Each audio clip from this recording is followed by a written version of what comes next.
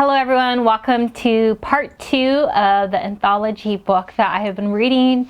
Now I know there's so many documentaries about the Beatles, and yes, you can go anywhere else to get a better job at this, but I find this really fun to kind of discuss it among friends and discuss it with each other.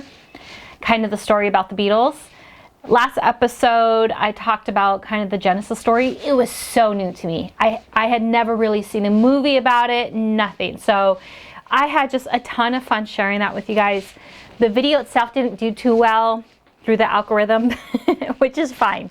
Now this is just a small group of us watching this episode, and I want to share with you what I've been reading. In 1963 of the Beatles' life, there's a lot that happened in that year, and maybe I'll share a little bit about 1964 as we get into that. Get settled in and let's talk about the story of the Beatles. It's 1963 and the Beatles had just released this album, Please Please Me, and the song Love Me Do had hit number 17 in England. The famous cover of Please Please Me was taken in the EMI studios outside. And so they didn't really think anything of it. They just kind of went and shot the picture.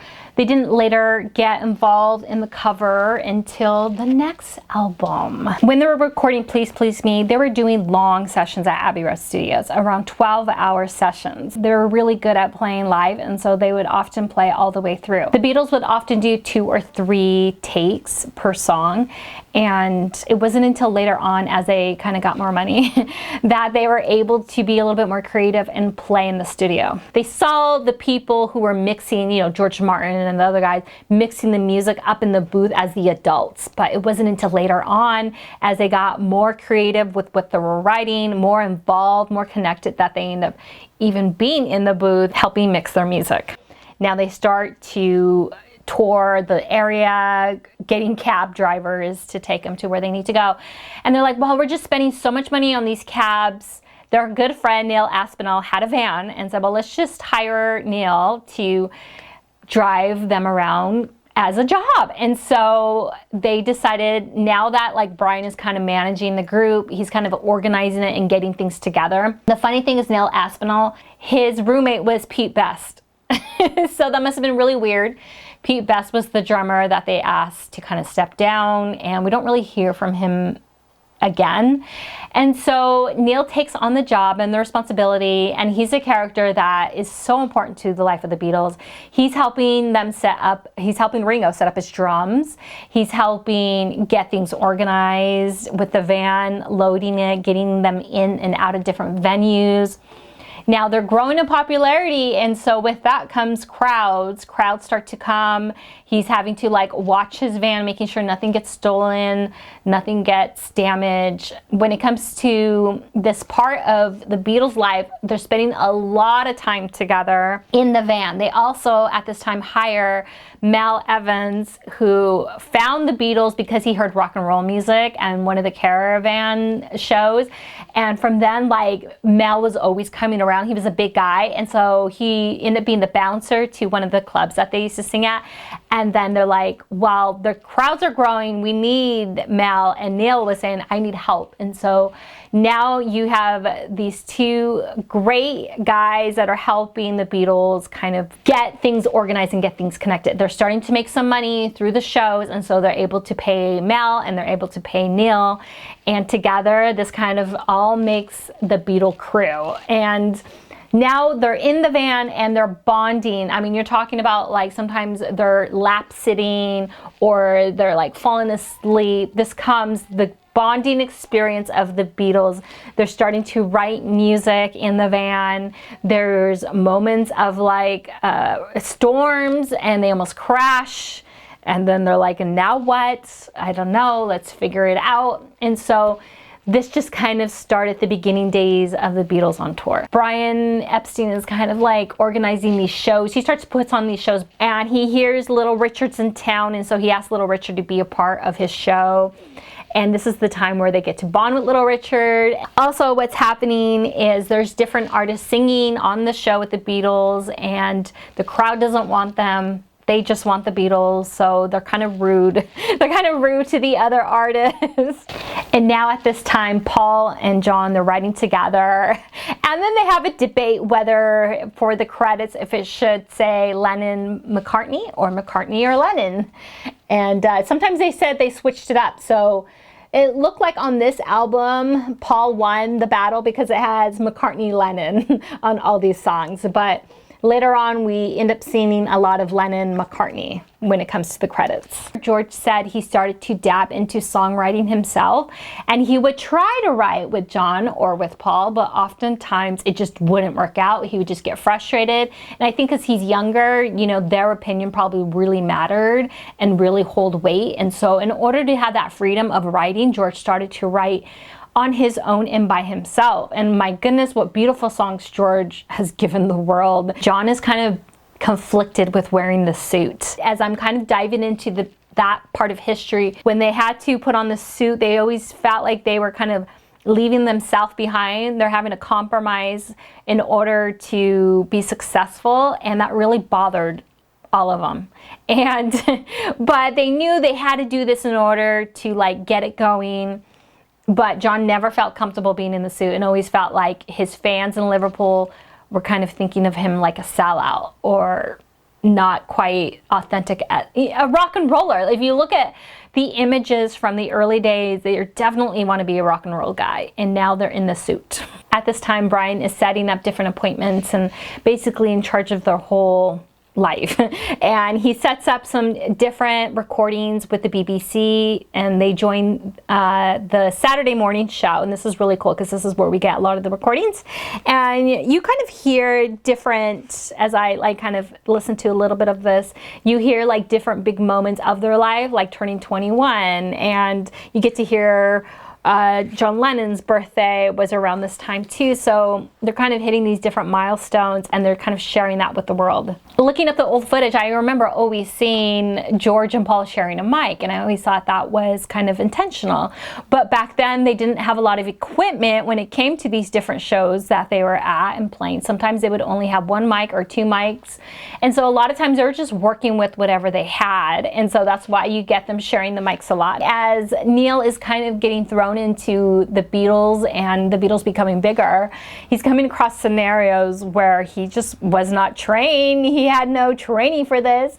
They went to one venue and they asked Neil, "What's your lighting plot?" He's like, not knowing what to do, but hey, he knew who was doing solos when, and so he began to write out the lighting plot for them. We come across some little trouble when it comes to the copyrights. This is the beginning of it all, the publishing troubles of Northern Publishing. They later found out, came to their share, that they were only getting 15% of the song. Paul finds out and he is mad that he doesn't own his song, so they're learning this. Brian's dad sells the rights to other companies, and then Paul's like, why is Brian's dad selling our rights to other companies? A little scandal of Brian Epstein, who is gay.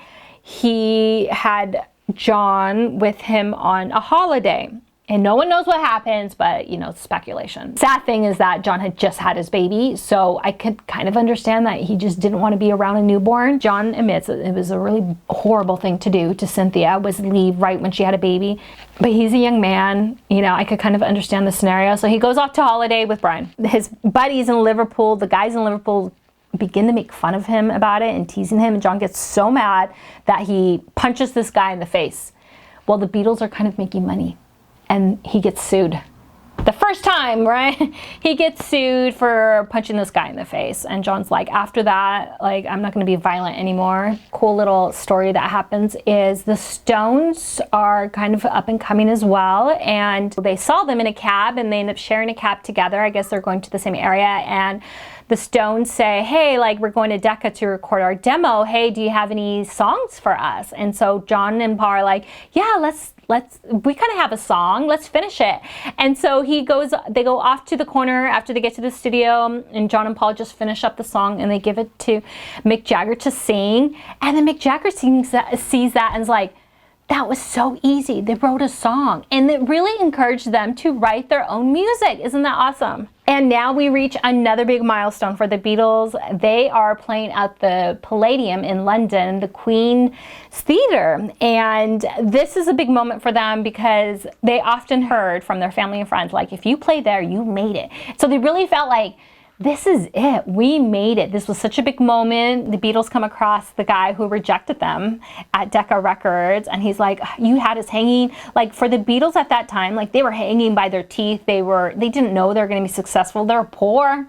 They were barely eating food, and Decca just rejected them. So George says, as they're playing in these different venues, he's meeting different musicians, different people, and he often felt like they were treating them like, oh, look at these northern bastards. Like, who do they think they are? He often felt like people were looking down at him, down at the Beatles, and they just wanted to be true to who they were and stay themselves through this process. Now they're gaining in popularity, and they're flying to Sweden, they're flying to London. They're being welcomed by hundreds of thousands of fans at each airport. At this time, they're starting to see the effect of fame. Ringo was sitting with his family and the tea spilled on him, and then everyone started to like fuss over him. He's like, they would have never done this. We're living in weird land, and that's often how he described fame. Well, around this time, as they're getting famous, they are making more money, and I kind of like the fact that they didn't really care about that. Like, they weren't obsessed with being famous and being rich at all. They were happy they were being taken care of. Like, George and Ringo got a flat in London, and John said anytime he got paid, they would get paid weekly. He would just give it to Cynthia, and then when they're all together, like, Brian was paying for stuff. And George was a little on to Brian because he started to see like Brian was making more money than them. Mel and Nell were being paid very little, like $25 a week. Now we come to Meet the Beatles cover. Now, this is kind of the first time the band is really involved in the cover. They had a picture that Astrid had taken, their good friend from Germany, and they asked their photographer friend that John knew, who lived in the same building, if he would take a picture for their album and kind of do it like this, you know, whatever picture that they were shown as an example. And after this came out, my goodness, they said like this was a trend. Many bands did this type of look, but it's really cool to learn like this is as the Beatles are growing in their kind of craft. They're creative, they're involved. John went to art school. They're very creative guys, very much into art, theater. And so this was just really neat to see that the band is now a part of the design and the cover.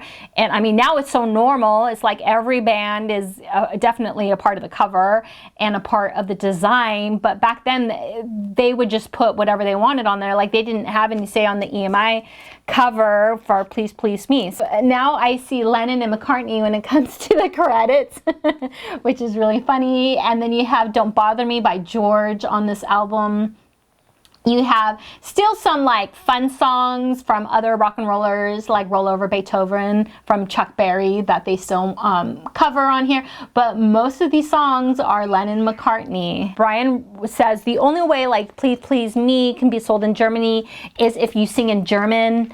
And the guys are like, what? Like, no, they're gonna love Please Please Me. They record in German. I have the song on here. It was so cool to hear, but there's about 2 songs on here in German. At this time, George Martin is sending Capitol Records in America the Beatles albums, and they're saying no thank you. They're saying no, we know what our audience would like, and they don't like this. How dare they? They kept rejecting Please Please Me. They didn't want it. They didn't want anything to do with the Beatles. But eventually they couldn't ignore the Beatles. That Capitol Records called George Martin and said, okay, let's sign them. But they had kind of seen how they were treating other artists, and Paul was really smart on kind of noticing this. And he said, well, make them promise that they would promote us. Well, at that time, they were sending singles to America, and those labels just didn't do a good job on promoting the Beatles. If we're gonna get on to Capitol Records, I want them to promote our album. And so they kind of book the fact that they're going to come to the Ed Sullivan show and play. And so Capitol Records, anytime they would answer the phone, I guess the receptionist did this, they would say, oh, the Beatles are coming. So they started to create a momentum. Another interesting thing is that they had a famous movie star. She wore a funny Beatle hair. And because it was this famous actress wearing a funny Beatle wig, it began to get people talking about the Beatles. So you're telling me a meme made the Beatles famous? The next big moment in the Beatles is that they go to Paris for about 3 weeks and they play at the Olympia. And this is when they kind of get a hold of Bob Dylan's music, so they're able to kind of like hang out listening to Bob Dylan's records. Here we are, the most exciting part, 1964. Coming to America. The Beatles are coming to America. They're so excited. Things are moving fast. At that time, they got a telegram from Capitol Records that in America, the Beatles were #1. They were so excited. They were happy. They were jumping. They had the Ed Sullivan Show already booked. So everything was just kind of working out. Like they're already going to head out to America and they're going to land there with a #1 song. So the big moment comes where they fly into America, into New York, and the pilot told them, wow, look at, there's a big crowd waiting for you.